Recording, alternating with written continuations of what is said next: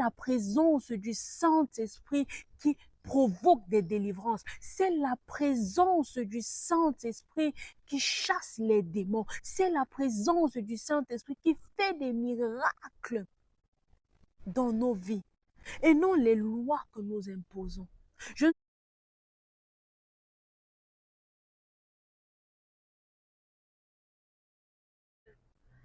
Salut à toi, je te reviens aujourd'hui avec un nouveau message pris dans Marc chapitre 1, verset 21 à 25. Je vais paraphraser.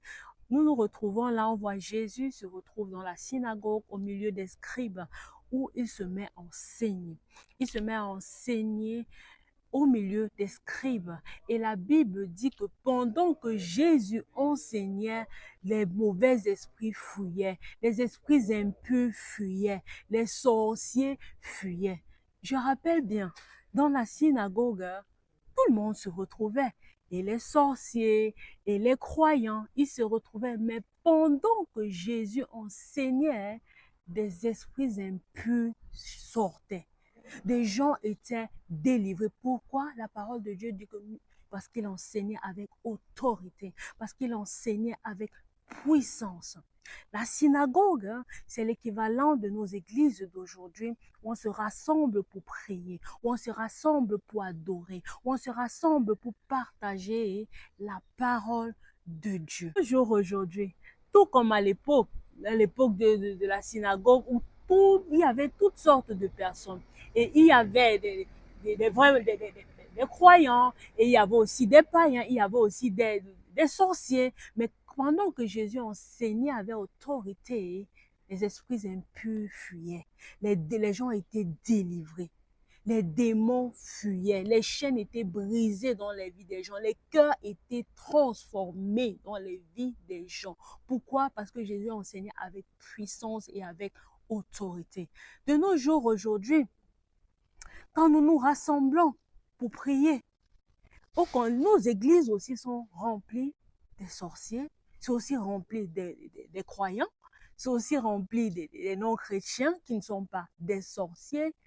Mais quand nous enseignons, ces sorciers-là sont tellement confortables dans nos églises. Quand on enseigne, c'est eux qui sont même les premiers à dire Amen. C'est eux qui sont même les premiers à danser même les louanges. C'est eux qui sont les premiers même à recevoir la parole sans puissance. Pourquoi?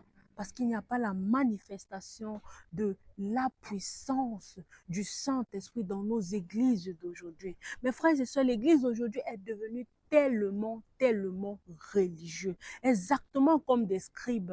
Que quand ils enseignaient selon leur doctrine. Pas avec autorité. De nos jours, on ne place plus le Saint-Esprit à la première place dans nos églises, dans nos cœurs. Le Saint-Esprit de nos jours est relayé en arrière-plan et c'est la raison pour laquelle nous ne vivons plus vraiment la manifestation de la puissance du Saint-Esprit. De nos jours, les sorciers viennent à l'église, ils occupent les premières places. Pendant qu'on prêche, ils sont les premiers à dire Amen. Ils ne sont pas chassés. Ils sont là dans nos églises avec nous.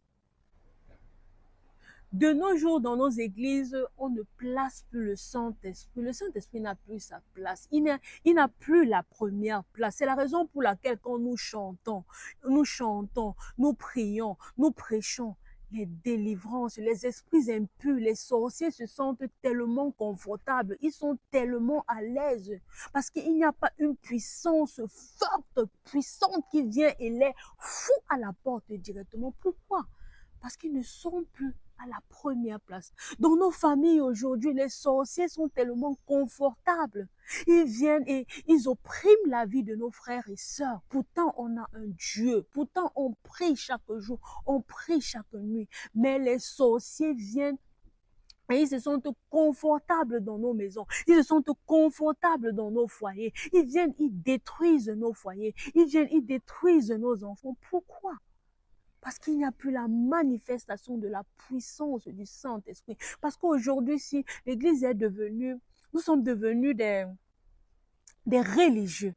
L'Église est devenue religieux. Nous mettons plus, exactement comme les scribes, nous mettons les lois à la première place au lieu de laisser le Saint-Esprit diriger l'Église, au lieu de laisser le Saint-Esprit prendre sa place et manifester sa puissance. Nous sommes devenus plus que des religieux comme des scribes en fixant des lois, en disant que non, quand tu entres par exemple dans une église, non, si tu n'as pas ça, si tu as la chorale, tu forniques, tu dois sortir. Si tu es à la chorale, si tu entres dans l'église, si tu as la chorale et que tu fumes, on doit te mettre dehors. Sans connaître que le Dieu qu'on sert est un Dieu puissant. Le Dieu qu'on sert est un Dieu qui touche des cœurs, qui transforme des cœurs.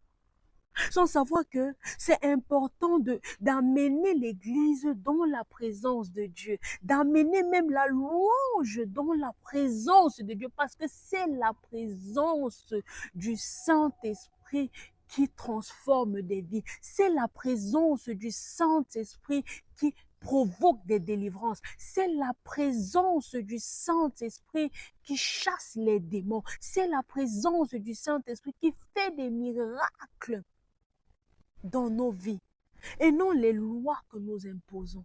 Je ne suis pas en train de dire qu'il ne faut pas une certaine règle, mais dans nos églises aujourd'hui, c'est devenu un peu plus que des règles. On est devenu des religieux exactement comme des scribes. On n'essaie pas de prendre les brebis du Seigneur et de les mettre dans la présence de Dieu et de faire qu'ils demeurent dans la présence de Dieu, sachant que en restant dans la présence de Dieu, leur cœur sera touché, ils seront transformés. Ceux qui forniquaient, ils vont arrêter ça parce qu'un jour, ils seront là dans la louange en train d'adorer, en train de prier le Seigneur et l'Esprit de Dieu va venir leur parler. Pourquoi tu me fais ça? Ne sais-tu pas que tu es en train de m'offenser parce que ton corps, c'est le temple du Saint-Esprit et pam, la personne va arrêter la fornication. Ne sais-tu pas que tu mets quelqu'un, il demeure